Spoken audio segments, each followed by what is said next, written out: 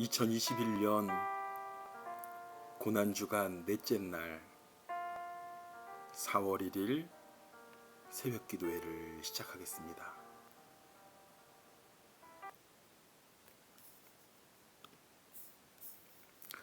함께 거친 주의 십자가 찬양하겠습니다.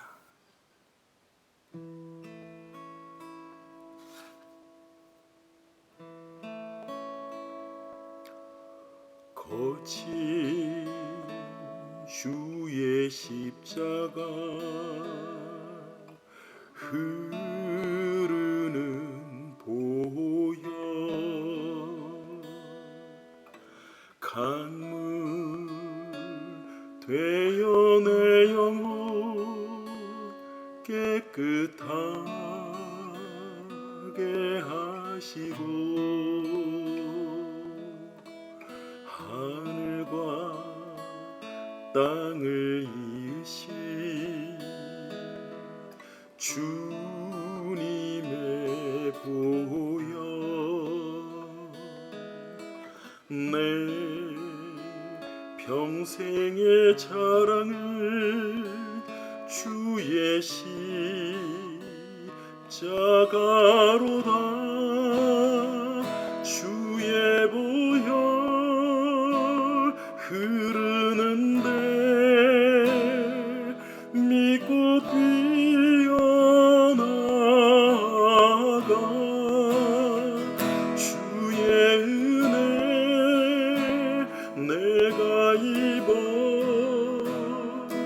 깨끗하게 되었네 거친 주의 십자가 흐르는 보혈 강물 되어 내 영혼 깨끗하게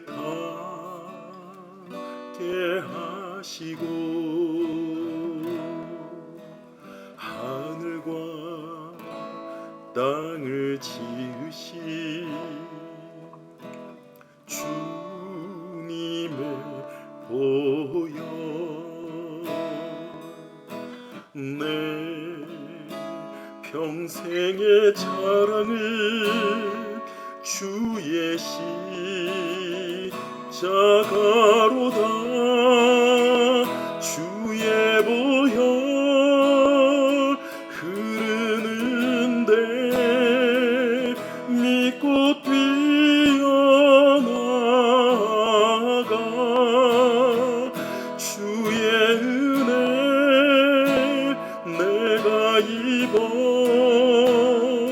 깨끗하게 되었네 주의 보혈 흐르는데 믿고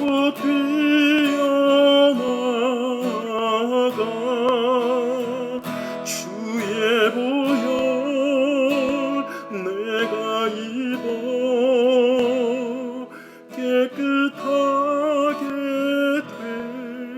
되었네 깨끗하게 되었네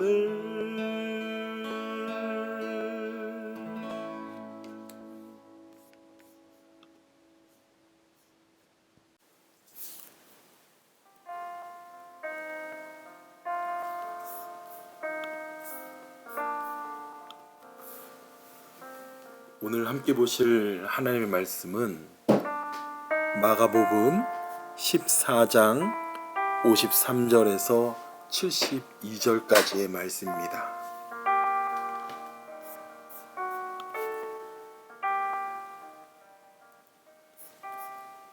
제가 봉독하여 올립니다. 그들이 예수를 끌고 대제사장에게로 가니 대제사장들과 장로들과 서기관들이 다 모였더라.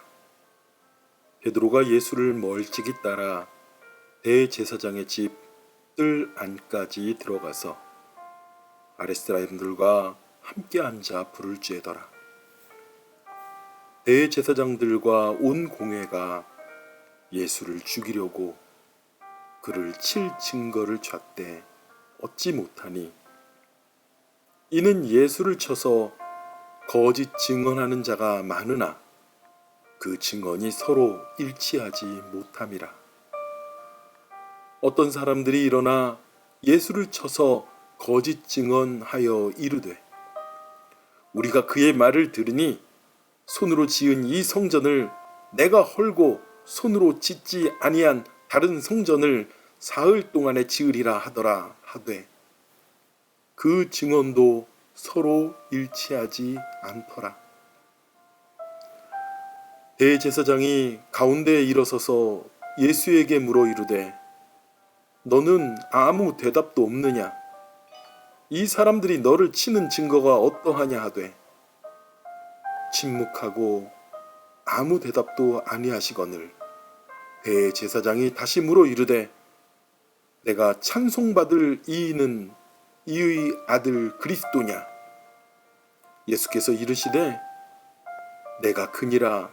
인자가 권능자의 우편에 앉은 것과 하늘 구름을 타고 오는 것을 너희가 보리라 하시니 대제사장이 자기 옷을 찢으며 이르되 우리가 어찌 더 증인을 요구하리요? 그 신성모독하는 말을 너희가 들었도다. 나는 어떻게 생각하느냐 하니 그들이 다 예수를 사형에 해당하는 자로 정죄하고 어떤 사람은 그에게 침을 뱉으며 그의 얼굴을 가리고 주먹으로 치며 이르되 선지자 노릇을 하라 하고 하인들은 손바닥으로 치더라. 베드로는 아랫뜰에 있더니 대제사장의 여종 하나가 와서 베드로가 불 쬐고 있는 것을 보고 주목하여 이르되 너도 나사렛 예수와 함께 있었도다 하거늘 베드로가 부인하여 이르되 나는 내가 말하는 것이 무엇인지 알지도 못하고 깨닫지도 못하겠노라 하며 앞들로 나갈새 여종이 그를 보고 곁에 서 있는 자들에게 다시 이르되 이 사람은 그 도당이라 하되 또 부인하더라. 조금 후에 곁에 서 있는 사람들이 다시 베드로에게 말하되 너도 갈릴리 사람이니 참으로 그 도당이니라. 그러나 베드로가 저주하며 맹세하되 나는 너희가 말하는 이 사람을 알지 못하노라 하니 닭이 곧 두 번째 울더라. 이에 베드로가 예수께서 자기에게 하신 말씀이 곧 닭이 두 번 울기 전에 내가 3번 나를 부인하리라 하심이 기억되어 그 일을 생각하고 울었더라.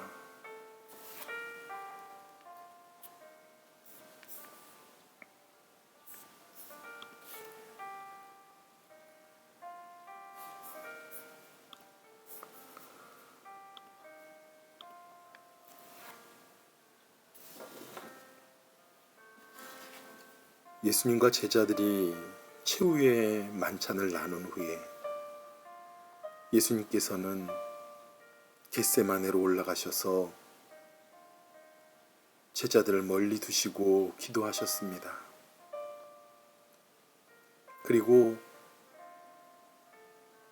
예수님을 잡으러 온 대제사장들의 종들에 의하여 예수님은 대제사장에게로 끌려갑니다. 그때 끌려갈 때 대제사장의 종 말고의 귀를 칼로 쳐서 다치게 한 이가 있었습니다. 그는 바로 예수님의 제자 베드로였습니다.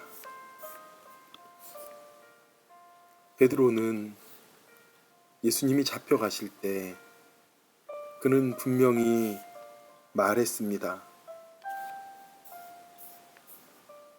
예수님께서 베드로에게 너가 나를 닭이 2번 울기 전 3번 부인하리라 할 때 나는 결코 주님을 부인하지 않겠다고 맹세까지 한 자였습니다. 대제사장의 종 말구의 귀를 칠 때 그의 기계는 정말 예수님을 지키고자 하는, 정말 의리 있는 그 맹세를 지키고자 하는 그런 모습과 같았습니다. 그러나 곧 예수님이 그들에게 잡혀가고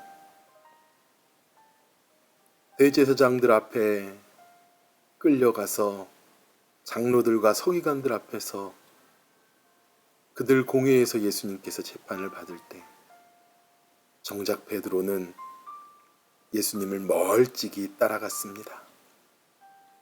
그리고 그곳에 있는 아랫사람들과 함께 불을 쬐고 앉아 있었습니다. 그 앞에 예수님을 지키겠다는 호기로운 맹세도 어디에 갔는지, 그리고 대제사장 말고의 길을 잘랐던 그러한 불붙는 듯한 그러한 용기는 어디에 갔는지 온데간데 없이 예수님과 상관없는 사람처럼 멀리 잡혀가는 예수님의 뒤를 따라가고, 그리고 공회가 열린 곳에서 아랫사람들과 함께 앉아서 불을 쬐고 있었습니다. 그도 그럴 것이 베드로는 용기 내어 자신의 의리를 지키는 그러한 불같은 칼을 들고 그러한 행동을 했는데, 예수님은 오히려 베드로를 책망하시면서 칼을 든 자는 칼로 망하리라는 말을 합니다. 이 말을 들었을 때 베드로의 마음이 어땠을까요? 예수님, 내가 당신을 지키려 했는데 도리어 나를 책망하시다니요. 섭섭합니다. 이런 마음도 들었을 것 같습니다. 아마도 예수님의 그 말씀에 시험이 됐는지도 모릅니다. 그래도 붙잡혀 가시는 예수님을 멀찍이 따라갑니다. 예수님께서 예루살렘 성에 입성할 때 많은 사람들이 종려가지를 흔들고 겉옷을 깔고 호산나 외쳤지만, 그리고 그들 사이에서 예수님의 제자들도 마찬가지로 호산나를 외치며 예수님이 로마의 압제와 고통 속에서 구해줄 정치적 메시아로 생각했었습니다. 그런데 힘없이 대제사장들의 종에게 붙잡혀가고 끌려가는 모습을 보면서 아마도 베드로의 생각 속에 이분은 우리가 그리던 메시아가 아닌가라는 의심이 들었을 겁니다. 가뜩이나 붙잡혀 가시는데 칼을 든 자 칼로 망한다고 말하는 그 말씀까지 들으니 인간인 이상 시험이 들 법도 할 것입니다. 그러나 베드로는 자기가 예수님을 지키겠다고 따라간 것이 아니라 멀찍이 예수님을 모르는 자처럼 예수님을 따라갑니다. 대제사장들과 공회에서 예수님을 죽일 증거들을 찾지만 그들의 말이 서로 다르고 예수님을 죽일 증거를 찾지 못합니다. 그러는 가운데 제사장은 예수님에 대하여 내가 찬송받을 이의 아들 그리스도냐라고 물어봅니다. 예수님께서는 이르시되 내가 그니라 인자가 권능의 우편에 앉은 것과 하늘 구름을 타고 오는 것을 너희가 보리라고 말씀합니다. 이에 대제사장은 자신의 옷을 찢고 이보다 더한 증인이 누가 있겠냐고, 자기가 하나님의 아들이라니 신성 모독을 한다고 하며 예수님을 충분히 사형할 이유가 된다라고. 그리고 예수님을 정죄할 뿐만 아니라 사람들은 예수님에게 침을 뱉고 그 얼굴을 가리고 주먹으로 예수님을 치고 내가 선지자 노릇해보라고 조롱하고, 하인들도 손바닥으로 예수님의 따귀를 치면서 조롱하고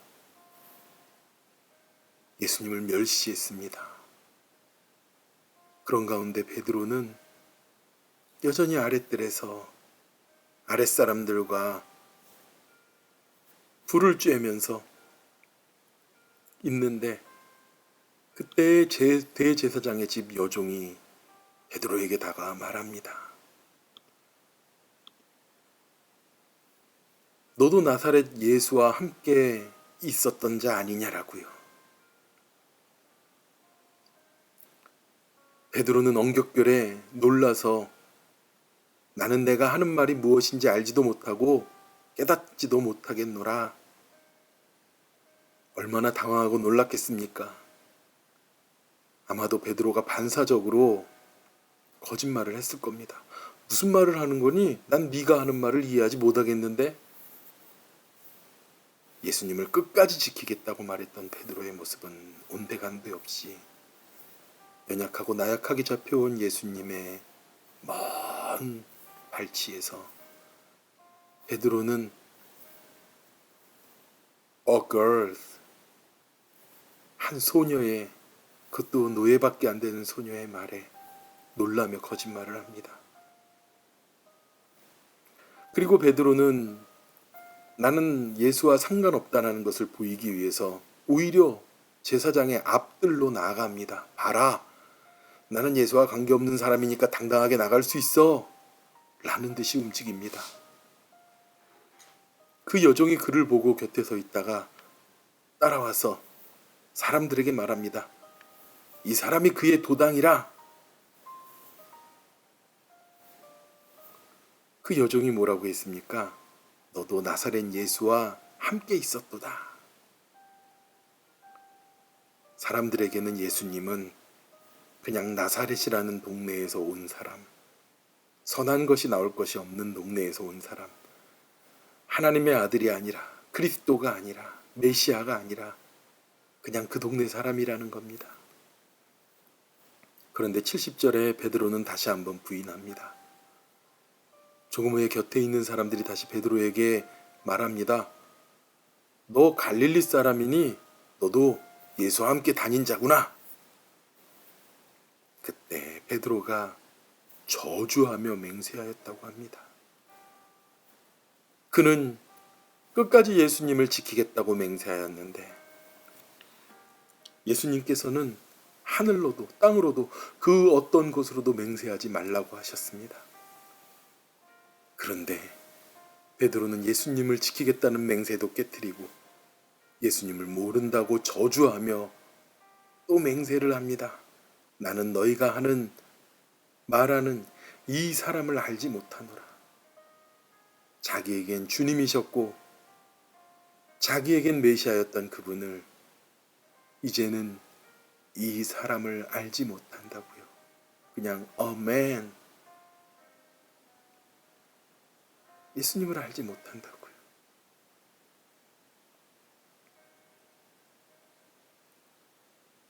우리에게 예수님은 이 땅 가운데 살아가면서 복을 주고 하는 사업이 잘 되게 하여 주시고 내 자녀들이 강건하여지고 출세하고 그리고 우리 모두가 세상 살아가면서 예수님 믿기 때문에 성공하고 예수님 믿었더니 나의 삶에 이익이 있더라고 말하고 싶지만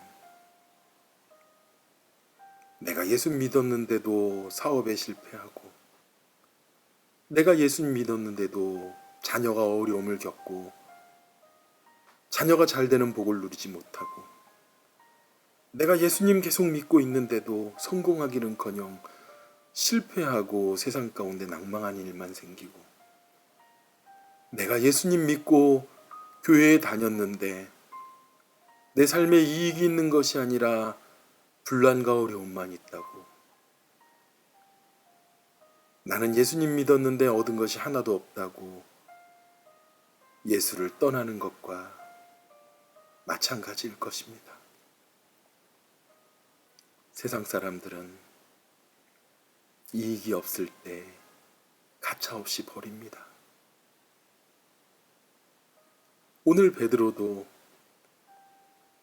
정치적인 메시아로 오실 것 같은 예수님을 따라왔지만, 그리고 그 예수님을 목숨 걸어 지키겠다고 맹세도 하였지만, 힘없이 끌려가시는 예수님을 먼 발치에서 훔쳐보면서 매맞고 조롱당하고 침뱉음 당하시는 볼품없는 예수님을 먼 발치에서 보면서 속으로는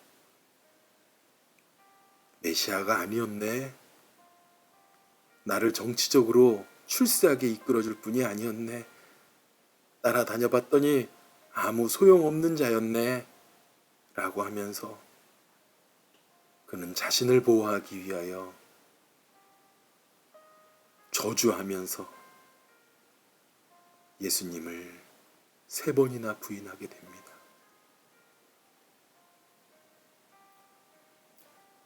그때 닭이 2번 웁니다. 베드로는 예수님께서 자기에게 하신 말씀이 불현듯 떠오릅니다. 닭이 2번 울기 전에 내가 3번 나를 부인하리라. 한때 참 생명이시고 모든 이적을 일으키시고 우리에게 구원해 주러 오셨던 예수님을 따랐던 베드로는 예수님이 하신 말씀을 떠올리며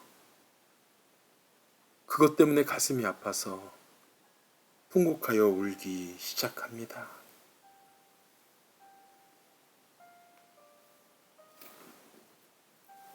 그러나 예수님이 끝까지 십자가에 달리실 때 따라간 제자가 있었습니다. 그 제자는 후에 세례 요한이 됩니다. 예수님의 말씀에 대하여 끝까지 순종하고 예수님의 어머니 마리아의 아들이 됩니다. 베드로가 3번 부인한 모습을 보면서 나 역시도, 우리 역시도 예수님 믿었지만 세상에 낭망하고 실패하는 일들을 겪을 때 미련 없이 예수님을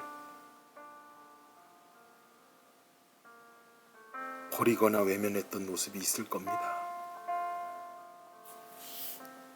하지만 예수님께서는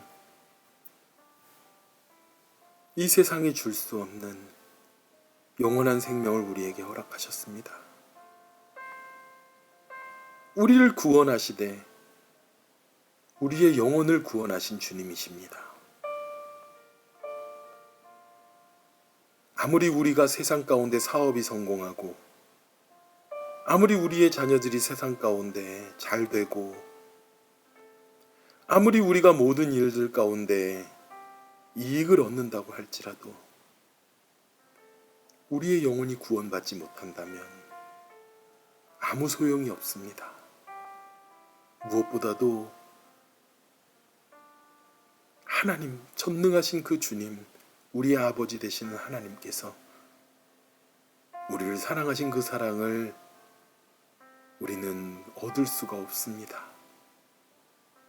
우리가 예수님을 부인하지 않고 끝까지 주님을 따라야 할 것입니다.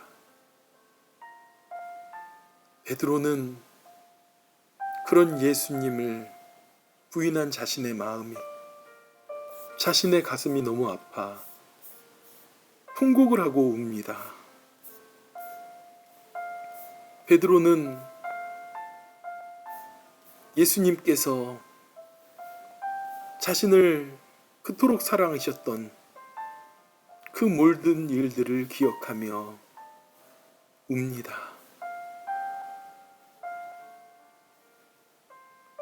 마치 베드로가 통곡할 수밖에 없었던 것은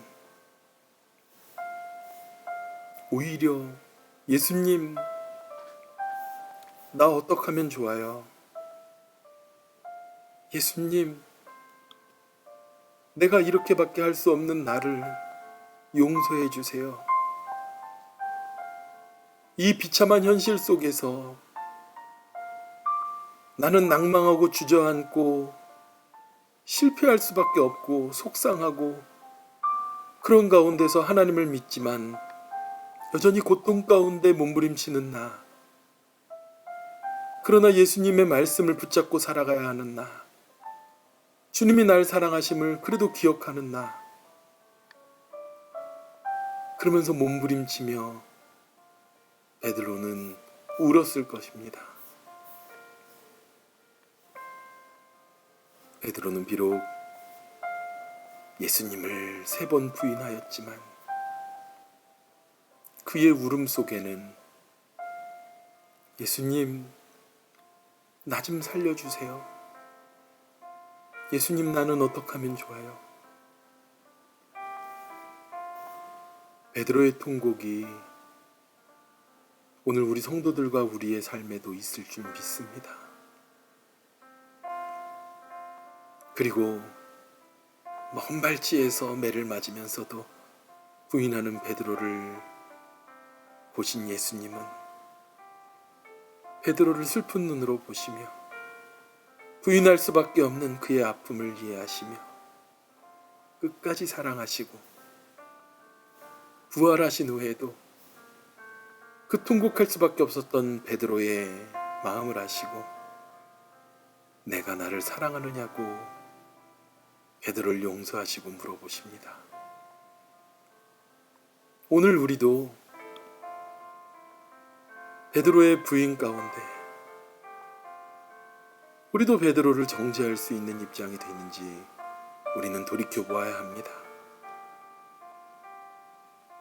그리고 베드로와 별반 차이 없는 우리의 믿음, 그리고 그 믿음 가운데 아버지 하나님 앞에 절규하는 우리들을 예수님께서 슬픈 눈으로 우리를 보실 것입니다.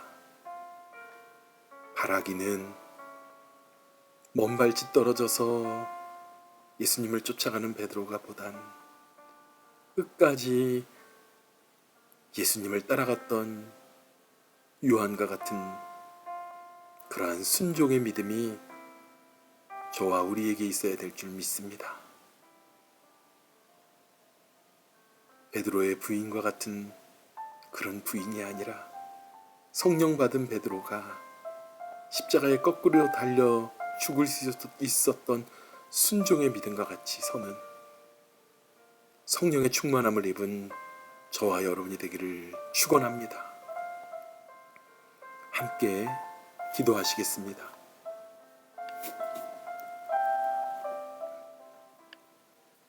아버지 하나님, 우리도 너무도 연약하여 세상살이 가운데 주님을 부인하는 모습을 보일 때가 많습니다. 내가 언제부터 믿음이 좋은 사람이었다고, 내가 언제부터 예수님 잘 믿었다고, 때로는 세상 속에서 주님 한 번만 눈 감아 주십시오, 그런 믿음으로 주님을 모른다고 부인했던 우리들의 모습을 주님 회개합니다. 그리고 아버지 하나님, 주님의 고난을 끝까지 따라가도록 우리를 붙잡아 주시옵소서. 우리의 사업과 자녀와 삶의 모든 일을 주님께 의탁하였습니다. 하나님, 우리의 영혼이 먼저 주님 앞에 서도록 우리를 성령 충만하게 하여 주시옵소서. 모든 것 감사를 드리며 예수님의 이름으로 기도드렸사옵나이다. 아멘. 고난주간 넷째 날, 오늘도 우리 김영재 목사님과 이지혁 집사님, 그리고 건강이 어려우신 성도님들 위해 기도해 주시고, 자녀의 문제, 삶의 어려움의 문제로 고통당하시는 분들 위하여 주님 앞에 중보기도해 주시기 바랍니다. 그리고 고난당하신 예수님에게 감사와 영광을 돌리고 그 은혜를 묵상하며 기도하는 저와 여러분이 되기를 축원합니다. 계속해서 기도하시겠습니다.